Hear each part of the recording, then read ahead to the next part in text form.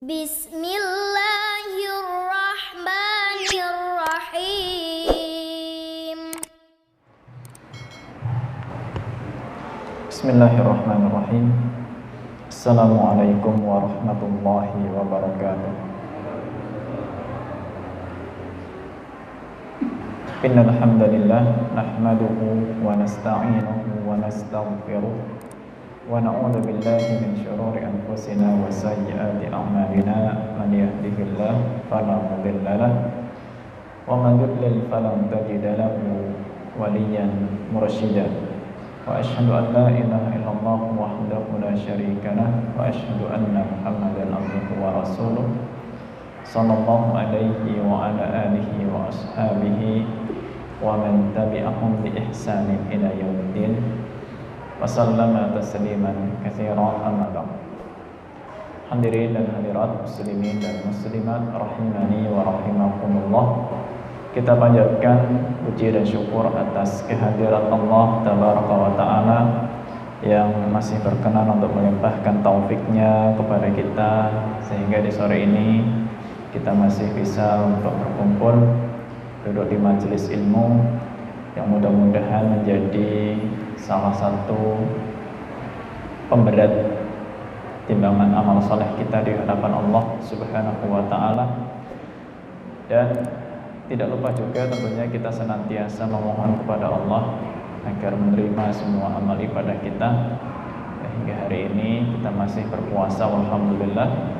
Semoga dimudahkan dan dikuatkan untuk semakin menambah ibadah, istiqomah ya, untuk terus beramal soleh baik di bulan Ramadan maupun selepas bulan Ramadan.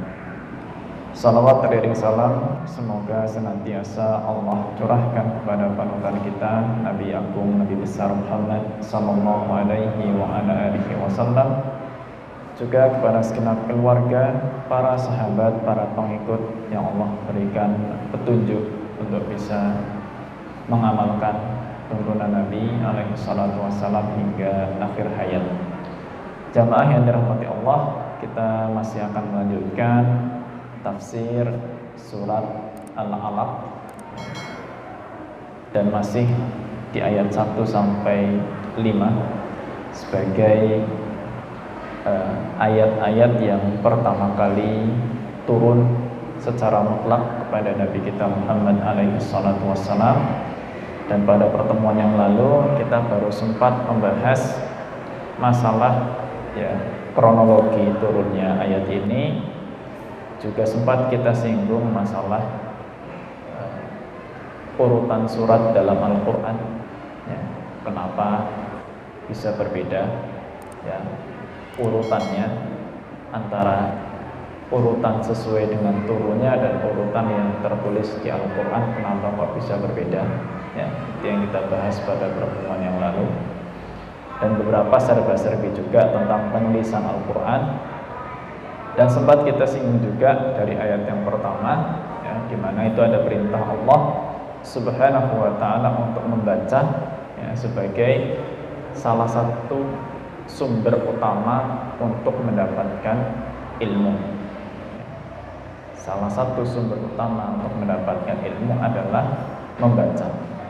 Dan tentu buku yang paling layak untuk menjadi bacaan utama dan pertama untuk seorang muslim itu adalah kitab Allah, Al-Quran ya. Nah, Al-Quran kita baca nggak paham saja sudah dapat pahala. Kita baca nggak paham, salah-salah lagi bacanya, dapat pahala nggak? Pahala ya. Sudah baca nggak paham, salah bacanya, masih dapat pahala ya. Jadi nggak usah takut kalau baca Qurannya salah-salah, nggak usah takut dosa ya. Dan nggak usah ditakut-takuti ya. Baca Quran salah tok, dosa tok sini enggak ya. Karena Nabi mengatakan al-mahiru bil Quran ma'a as-safaratil kiramil bararah. Orang yang mahir membaca Al-Quran, hafal, bacaannya bagus, tajwidnya, makhrajnya, maka dia memang akan ditempatkan oleh Allah Subhanahu wa taala bersama dengan para malaikat. Para ulama ya sebagian menjelaskan bersama malaikat ya seolah-olah kedudukan di dunia itu sama dengan malaikat, karena malaikat juga diantara mereka ada yang diamanahi untuk membawa wahyu. Sebagian ulama jelaskan bersama malaikat nanti ketika masuk surga maka ditempatkan bareng bersama dengan malaikat. Itu yang mahir. Al-mahiru bil Quran ma'a as-safaratil kiramil barara. Mahir baca Quran bareng dengan malaikat. Walladzi yaqra'ul Quran wa yatata'ta wa huwa syaqqun 'alaihi falahu ajran.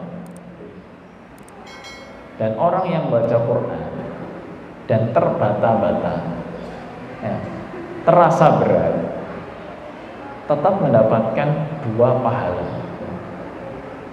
Dan pahala 2 lagi ya. Padahal kurangnya kita banyak, kurang paham, kurang benar, tapi Allah gak kasih dosa ya. Allah kasih pahala 2 lagi pahalanya. Salah kita lebih dari 2, tapi pahalanya tetap 2 pahala ya. Pahala pertama itu pahala bacanya, pahala kedua pahala perjuangannya, karena bacanya itu berjuang supaya benar. Nah, coba orang yang sudah, mohon maaf, yang sudah lama nggak pernah belajar Al-Quran dan sudah terasa sulit ya, sulit ya. Kalau kata sebagian ungkapan dalam bahasa Banyumas itu mengatakan ilate wis sulit ya. Lidahnya sudah alot. Betulkan panjang pendek saja itu ada yang mungkin butuh waktu cukup lama ya. Yang sudah puluhan tahun dibaca panjang dan harusnya pendek ya, coba baca, cuma betulkan baca qul a'udzu birabbin nas malikin nas, yang mana dari dulu mungkin banyak yang baca malikin nas gitu, manya panjang ya. Malikin nas dibetulkan, malikin nas manya pendek. Itu kan sederhana, tapi masalahnya dibaca panjang itu sudah 30-40 tahun lamanya. Kesalahan yang sudah puluhan tahun terus dibetulkan hanya dalam waktu 1 hari. Kadang nggak semudah itu ya. Tidak semudah itu ya. Mungkin hari ini diajari benar sampai benar ya. Minggu depan datang lagi suruh mulai lagi salah lagi ya. Ini pengajar Al-Quran itu pengajar Iqra ya, Al-Quran itu kenapa Allah atau Nabi SAW sebutkan khairukum man ta'allamal Qur'ana wa 'allamah. Nah, sebaik-baik kalian itu adalah yang belajar Al-Quran dan mengajarkannya ya. Karena subhanallah terkadang dalam belajar dan mengajarkan Al-Quran itu butuh kesabaran yang luar biasa, butuh keistiqomahan ya. Jadi dulu ini wujud kesabaran ya. Saya pernah ngajar Al-Quran, ngajar Iqra sebetulnya, ngajar Iqra untuk ibu-ibu di tempat saya tinggal dulu. Dan diantaranya ada yang sudah lanjut ya, usianya sudah di atas 60 tahun, bahkan sudah kisaran mendekati 70 tahun ya. Untuk berkonsentrasi baca harokat fathah, kasroh, dan dhammah a, i, u itu udah gak dong ya. Kapan dibaca a, kapan dibaca i, kapan dibaca u ya. Nanti alifnya pakai dhammah dibaca a, karena untuk menghafalkan 3 harokat aja susah ya. Yang ngajar ya harus sabar, yang belajar harus sabar. Ya. Mungkin karena yang belajar kurang sabar, ya mungkin berkali-kali disalahkan, jengkel juga ya. Udah sepuh disalahkan terus, ya. Yang ngajar asinom ya. Kalau nggak sabar, ya beliau sampai mengucapkan, ya wis lah, ora sinau Quran ya ora apa-apa, mlebu neraka ya ora apa-apa. Ya. Sekali lagi bahwa kalaupun salah kita nggak dosa, ya. Yang penting seseorang itu belajar, ya, belajar. Dan memang sebagian ulama mengatakan la yanalul ilma mustahyin wala mustakbir. Tidak akan mendapatkan ilmu orang yang pemalu dan orang yang sombong. Imam Mujahid mengatakan la yanalul ilma mustahyin wala mustakbir. Tidak akan dapat ilmu orang yang pemalu dan yang sombong. Karena dua itu yang banyak menghalangi manusia dapat ilmu. Ya. Mau ngaji, belajar Quran dari Iqra, istuwasin.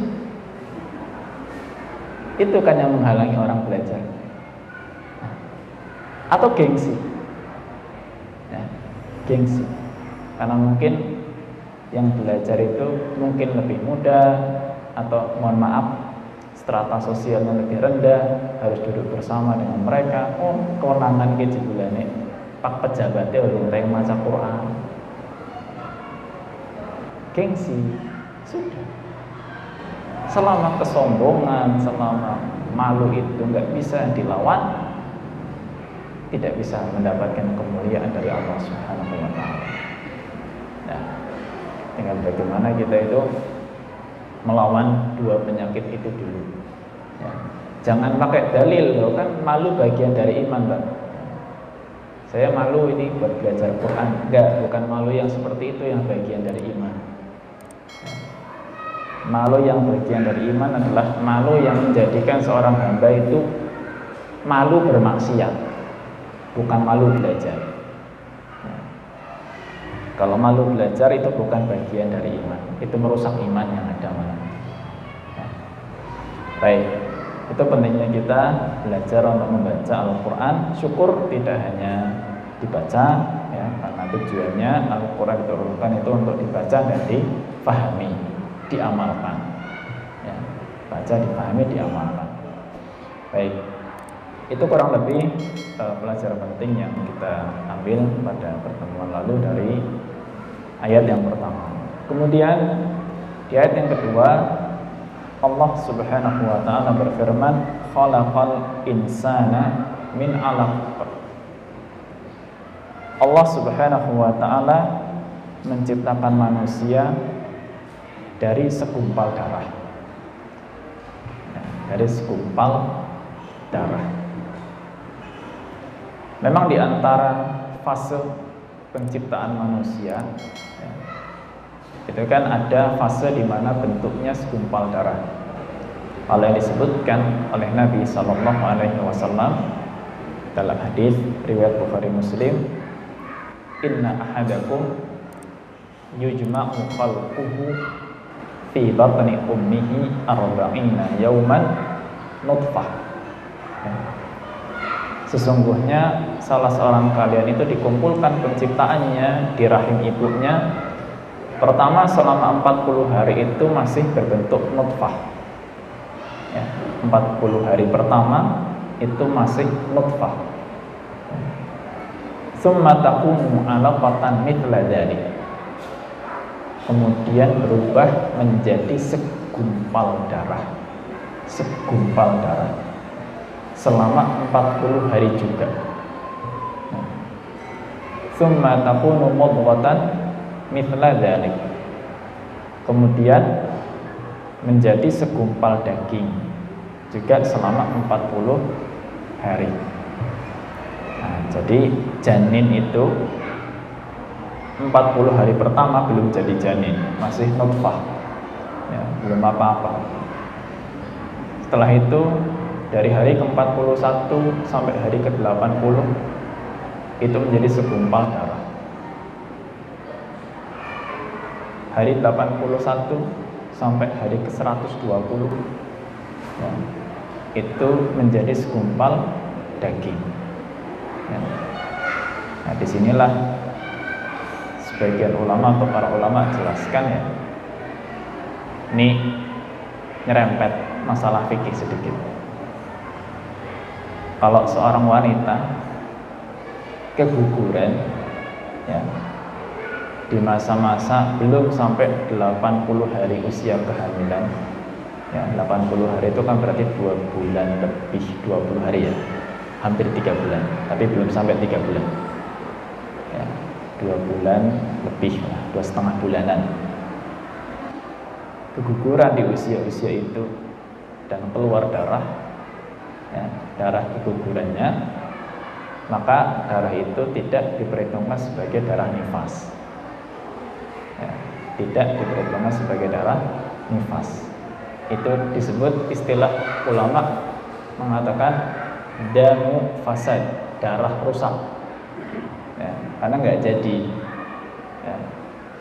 Kapan dihitung nifas? Dihitung nifas itu seandainya keguguran dalam kondisi janin itu sudah berbentuk segumpal daging dan nampak ada gambaran-gambaran anggota tubuh meskipun kecil, kelihatan ada bentukan tangannya meskipun belum sempurna ya ada bentukan tangan kelihatan, kaki. Nah kalau sudah seperti itu, nah itu kalau seandainya keguguran, maka darahnya disebut darah nifas yang hukumnya sama dengan haid, nggak sholat, nggak puasa ya.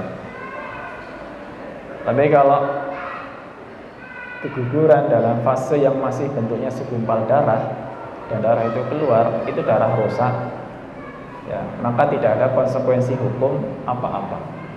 Sholat tetap sholat, puasa tetap puasa kalau memang sehat ya, itu begitu. Itu dari sisi fikihnya demikian ya, dari sisi fikihnya demikian. Nah, dari pemaknaan ayat ini, Allah Subhanahu wa ta'ala itu dalam beberapa ayat dalam Al-Quran memang seringkali mengingatkan manusia dalam masalah asal muasal penciptaan ya. Kadang disebutkan khuliqa mimma indafiq dalam surat At-Tariq misalnya, manusia itu diciptakan dari air yang memancar ya. Atau dalam ayat lain disebutkan mimma in mahin, dari air yang hina ya. Dan banyak ayat-ayat yang menyebutkan penciptaan-penciptaan manusia.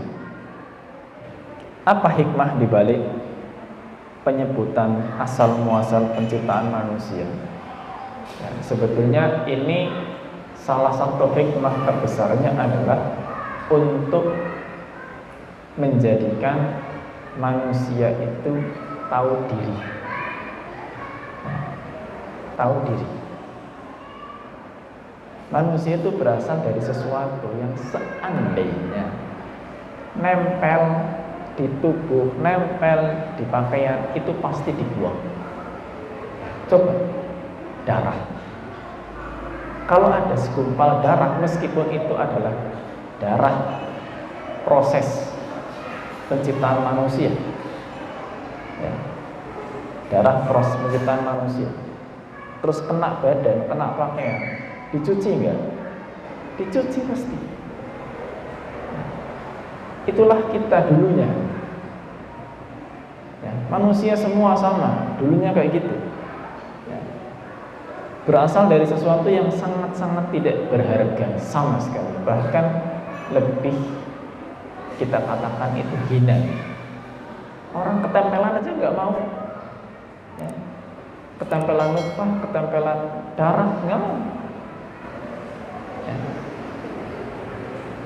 Karena setelah ini Allah Subhanahu wa ta'ala itu akan memberikan peringatan-peringatan berikutnya. Jadi pertama, coba manusia tahu diri dulu kalau manusia itu sebetulnya bukan apa-apa, makhluk yang dulunya hina sudah tumbuh dewasa pun sebetulnya lemah, bodoh, ya. Untungnya Allah Maha Mulia, makanya disebutkan Iqra wa rabbukal akram, bacalah dan Tuhanmu itu yang Maha Mulia. Ya. Untungnya Allah mulia. Di antara kemuliaan Allah apa? Alladzi 'allama bil qalam 'allamal insana ma lam ya'lam. Allah yang mengajarkan manusia dengan perantaraan pena itu. Ya. Kita sampai sekarang banyak dapat ilmu, ya. Salah satu perantara pokoknya adalah pena. Banyak tulisan kita bisa baca, ya. Dan Allah mengajarkan kepada manusia sesuatu yang tidak diketahui, ya, karena nggak ada bayi lahir langsung pintar, itu nggak ada, ya. Nggak ada bayi lahir pintar kecuali bayi-bayi yang memang diizinkan oleh Allah Subhanahu wa Ta'ala untuk langsung ngomong, ya. Dan tidak ada bayi lahir bisa bicara ketika masih kecil kecuali 3, kata Nabi. Cuma 3 loh. Ya, dari dulu sampai sekarang Nabi tidak ada bayi bisa bicara kecuali 3. Pertama Nabi Isa alaihissalam, ya. Kedua bayi yang ada dalam kisah surat Al-Buruj, ya, karena di surat Al-Buruj itu, ya, itu di balik itu ada cerita ketika rakyat itu semua diceburkan ke dalam parit api oleh seorang raja yang zalim. Itu sebenarnya ceritanya panjang, ya, tapi mungkin nanti kita bahas pas surat Al-Buruj aja. Nah, ketika ada seorang ibu gendong bayinya, ya, dan harus masuk ke dalam api tersebut, bayinya bicara, ya, untuk mengabarkan masuk saja, kita di atas sesuatu yang benar, masuk. Jadi Nabi Isa, bayi yang ada dalam surat Al-Buruj, dan ada juga bayi yang ketiga itu disebut oleh Nabi SAW Sahibu Juraij, ya, Sahib Juraij, temannya si Juraij. Nabi itu mengabarkan ada kisah orang terdahulu namanya Juraij. Juraij ini simpelnya, sederhananya, dia itu difitnah, dituduh berzina dengan seorang wanita, dan wanita ini sampai melahirkan bayi, ya, sampai melahirkan bayi, ya. Tapi Juraij orang soleh, dia nggak berzina, cuma dituduh berzina. Ternyata yang bisa membebaskan tuduhannya siapa? Bayinya. Karena bayinya ngomong, ini bukan bapak saya yang itu. Kalau hari ini ada bayi kayak gitu, mantap, ya, ketahuan semua, ya. Bayi-bayi di luar nikah, ya. Umumnya bayi selain 3 itu nggak ada yang bisa bicara, ya. Nggak ada yang lahir pinter, nggak ada. Ya. Maka orang pinter itu karena memang Allah Subhanahu wa Ta'ala mengajarkan kepada dia untuk jadi pinter, ya. Aslinya semuanya bodoh, ya. Aslinya semuanya bodoh. Nah, ilmu itu memang menjadi salah satu yang bisa menyebabkan manusia itu lupa, ya. Jadi ketika sudah pinter, ya, mungkin banyak prestasi dan sebagainya. Nah, ini yang berpotensi menjadikan manusia itu lupa, ya, ilmunya dari mana, ya, dulunya itu seperti apa, ya, dan akhirnya menjadi orang yang cenderung untuk sombong, ya. Kayak Qarun, ya. Qarun sekarang hartanya dicari jadi harta karun, kan? Qarun itu kan ketika diingatkan oleh kaumnya, ya, jangan senang berbangga. Itu ada dalam surat Al-Qasas ayat yang ke-77. Jadi diingatkan, jangan senang berbangga, jangan menyombongkan diri. Apa jawaban Qarun di ayat yang ke-78? Di situ diceritakan oleh Allah Subhanahu wa Ta'ala, qala innama utituhu ala ilmin indi. Qarun mengatakan, ya Allah berfirman tentang Qarun mengatakan, aku itu dapat harta ini semua karena aku pintar. Ana ilmin indi, karena aku pintar, ilmuku banyak. Nah, itu manusia lupa kalau sudah sukses dengan ilmunya, banyak yang lupa. Akhirnya merasa lebih pintar dari yang lain, ya. Kemudian menyombongkan diri, bahkan mungkin di antara efek sampingnya dia sulit untuk belajar lagi, apalagi ketika dia harus menerima ilmu dari orang-orang yang menurut dia itu ilmunya lebih rendah. Ini potensi yang bisa terjadi ketika manusia lupa dengan asal muasal penciptaannya, yang aslinya itu bukan apa-apa, ya. Darah itu bukan sesuatu yang berharga, semua darah itu dibuang, ya. Tidak ada yang diambil, ya. Diambil sama dokter juga paling buat periksa, habis itu buang lagi kan. Ya.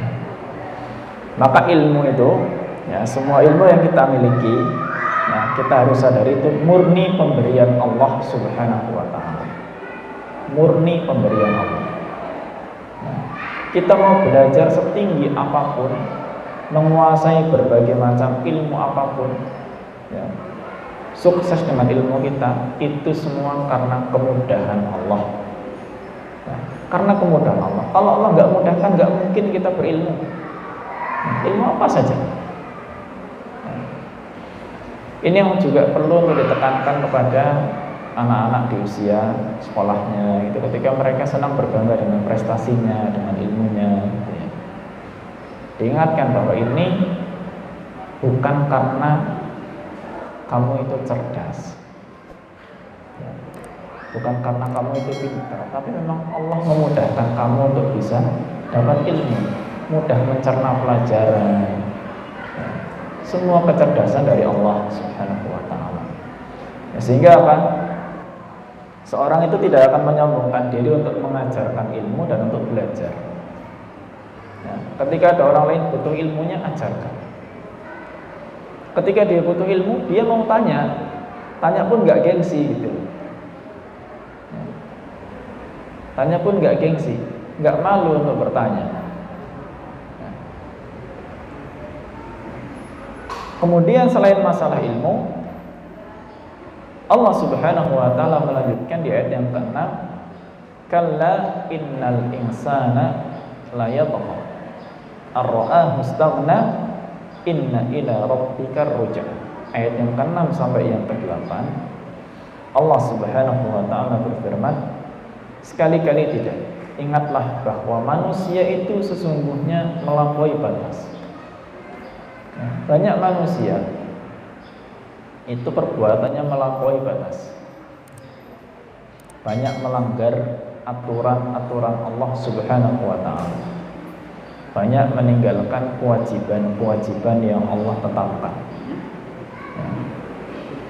Ar-ra'ahu istaghna, ketika dirinya itu sudah melihat bahwa dirinya itu kaya. Nah, ketika seorang melihat dirinya kaya, ini juga potensi untuk melakukan hal-hal yang melampaui batas, ya. Inna ila rabbika ruj'an, sesungguhnya hanya kepada Tuhanmu kalian akan dikembalikan. Nah, diingatkan dari awal penciptaan dan diingatkan juga akhir hayatnya nanti bagaimana, ya. Jadi supaya manusia ingat bahwa dua hal di sini yang berpotensi menjadikan manusia itu lupa, itu ilmu dan hartanya, ya, ilmu dan hartanya. Kesombongan itu sangat besar potensi terjadinya dari dua hal ini, ya, menyombongkan diri karena ilmunya atau menyombongkan diri karena hartanya. Maka dari itu, ya, Nabi Sallallahu Alaihi Wasallam itu membolehkan kita untuk iri hati. Iri, ya, iri kan aslinya nggak boleh, iri hati nggak boleh, ya. Tapi boleh iri hati kepada dua orang. Kata beliau, la hasada illa fitnatain. Tidak boleh iri kecuali kepada dua orang. Pertama siapa? Rajulun atahullahu malan. Orang yang dikasih harta, diberi oleh Allah Subhanahu wa taala harta. Fasallatu ala halakatihi fil haqq. Dan dia selalu menggunakan hartanya itu pada jalan-jalan yang benar. Ya. Diinfakkan di jalan Allah, enggak berlebihan untuk dikonsumsi. Ya. Karena banyak orang ketika hartanya banyak, dia pun berlebihan dalam konsumsi harta. Yang dimakan bisa jadi enggak cuma yang halal saja. Yang halal, yang haram, yang syubhat masuk semua. Semakin banyak hartanya itu bukan semakin puas, tapi semakin tamak lagi. Maka kata Nabi, boleh iri kalau ada orang kaya dan dia senang sedekah, ya, dia senang infak. Ya, itu pertama. Yang kedua, warajulun atahullahu ilman fahuwa atahullahu hikmatan fahuwa yaqdi biha wa yu'allimuha. Yang kedua, orang yang diberi hikmah. Hikmah itu ilmu. Dan dia mengamalkan ilmu tersebut dan mengajarkannya. Ya, mengamalkan ilmu dan mengajarkannya. Ya, dia nggak simpan sendiri, nggak sombong dia, nggak pelit juga. Ya, jangan mengatakan wah ilmu ini harganya mahal. Ya, mungkin karena ya namanya sekolah hari ini juga biaya mahal. Ya. Mungkin yang pondok pesantren juga masya Allah ya, pondok pesantren kan biayanya juga mahal-mahal. Ya. Bahkan sekolah-sekolah agama itu juga ya, tidak sedikit juga yang mahal. Ya. Masya Allah. Ya. Mau untuk belajar itu butuh biaya. Kalau kita mikir belajar gratis itu sebetulnya nggak ada rumusnya dari dulu. Ya. Sejak zaman Nabi SAW sampai sekarang itu nggak ada rumusnya namanya belajar gratis, itu nggak ada. Ya. Semua belajar itu pasti butuh biaya, ilmu itu pasti butuh biaya. Zaman dulu nggak ada sekolah, iya, tapi ulama untuk belajar butuh biaya. Ya. Di antara ulama ada yang harus jual atap rumahnya buat beli kitab, harus jual barang-barang rumahnya untuk beli kendaraan onta untuk bisa cari hadis ke sana sini. Tetap butuh biaya. Ya. Nah, dengan biaya yang tinggi, ya, seorang jangan sampai menyombongkan ilmunya. Ya. Justru ilmu itu, ya, kita bicara ilmu dan harta ini. Dua-duanya ilmu dan harta itu ketika kita sedekahkan, rumus dari Allah Subhanahu wa taala itu justru ilmu harta itu akan terus bertambah. Ya, coba ilmu. Ya, ilmu. Kita ajarkan kepada satu orang. Ya, kalau ilmu itu bermanfaat. Dan kemudian orang yang kita ajari itu mengamalkan ilmu, ya, dan bermanfaat juga bagi orang lain, itu berapa pahala yang masuk ke kita? Ya. Gak usah jauh-jauh lah, Bapak Ibu mengajarkan surat Al-Fatihah saja, misalkan ke anaknya sendiri, ya, ke anaknya sendiri, mengajarkan Al-Fatihah, dan dengan Al-Fatihah yang diajarkan oleh Bapak Ibu kepada putra-putrinya, dengan itu mereka bisa sholat. Dan Al-Fatihah itu salah satu pokok dalam sholat, rukun yang pokok dalam sholat. Ya. Ketika anaknya bisa sholat, punya anak berapa wis, ya udah misalkan punya anak tiga-tiganya bisa sholat. Siapa yang ngajari? Orang tuanya. Itu selama anaknya sholat, ya, mereka dapat pahala, orang tuanya dapat pahala. Ya. Makanya kalau yang ngajari sholat itu ustadznya, dapat pahala ustadznya. Ya. Ajarkan apa yang kita mampu untuk ajarkan. sedikit ataupun banyak, akan menghasilkan banyak pahala untuk orang yang mengajarkan, insya Allah. Ya, itu ilmu, ya, itu ilmu. Harta, ya, sudah jelas janji Allah Subhanahu wa Ta'ala. Mathalul ladzina yunfiquna amwalahum fi sabilillah kamathali habbatin ambatat sab'a sanabila fi kulli sumbulatin mi'atu habbah. Perumpamaan orang yang menginfakkan hartanya di jalan Allah itu seperti orang yang menanam benih. Dari satu benih itu, ya, bisa muncul nantinya 100 cabang. Dari 100 cabang, ya, 7 cabang, dari masing-masing cabang bisa muncul 100 benih lagi, 700 kali lipat, ya, 700 kali lipat. Itu harta, ya. Nah, jadi antara ilmu dan harta ini, ya, memang keutamaan yang Allah berikan kepada sebagian hamba, ya. Nah, maka dari itu, ya, masih masalah ilmu dan harta ini. Jadi ayat 1 sampai ayat yang ke-8 ini memang mengingatkan manusia tentang ilmu dan harta, ya, bahwa ilmu dan harta semua yang Allah berikan itu, ya, itu harus diingat, itu dari Allah Subhanahu wa Ta'ala. Dan inna rabbika ruj'a, semuanya akan kembali kepada Allah. Ketika kembali kepada Allah, semuanya ditanya, hartanya dari mana, untuk apa, ilmunya juga, ya, ilmunya apa saja yang sudah diamalkan, ya, semuanya ditanya. Untuk apa ilmu yang sudah didapat, dan untuk apa harta yang sudah didapat, ya. Sehingga ketika hidup di dunia, ketika ingat, oh dulu saya bukan apa-apa, dulu itu sesuatu yang sangat hina, gak berharga sama sekali, ya, kemudian Allah berikan kelebihan, ada ilmunya, ada hartanya, ya, tidak jadi orang yang sombong, gak jadi orang yang senang membanggakan diri, ya.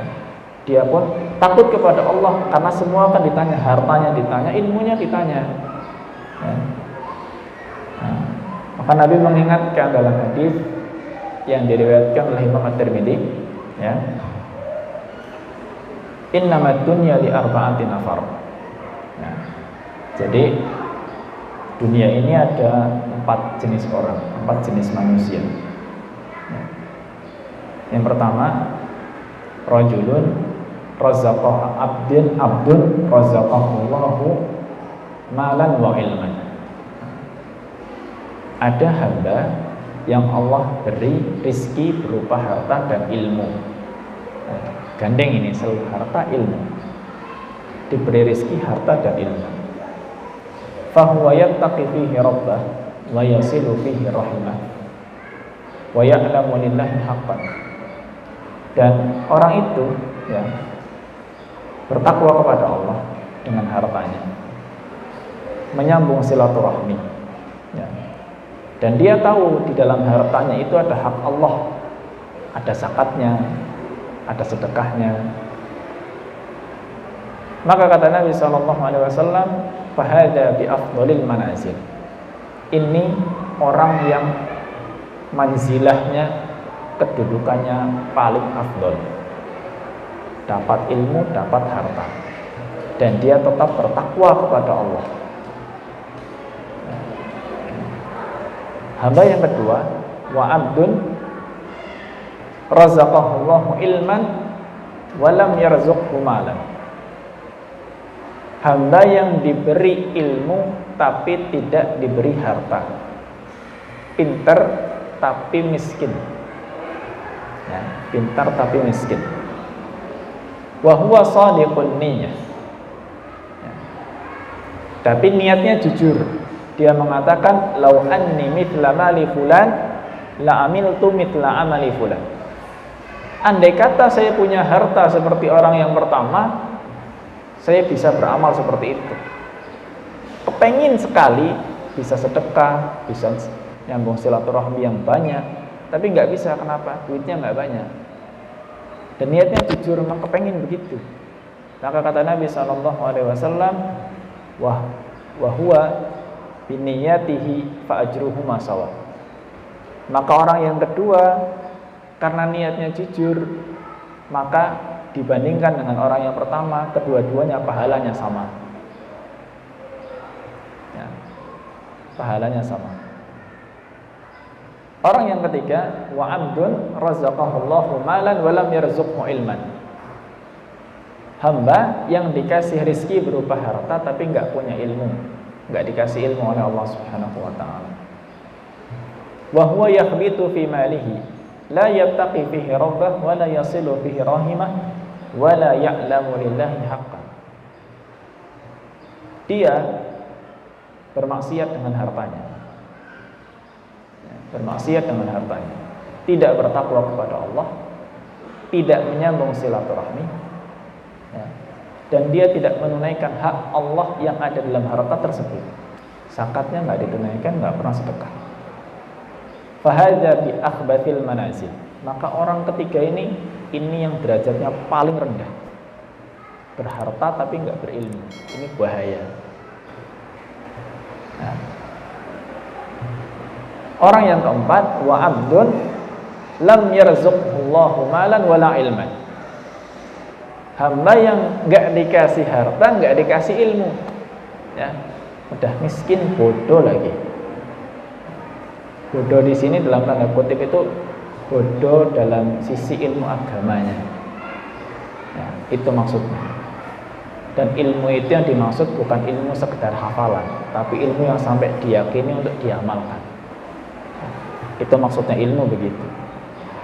Orang nggak punya ilmu, nggak punya harta, tapi dia mengatakan lau annali mitla mali fulan la amiltu mitla amali fulan. Kalau seandainya saya punya harta seperti orang yang ketiga yang maksiat, saya akan ingin melakukan hal yang seperti itu juga.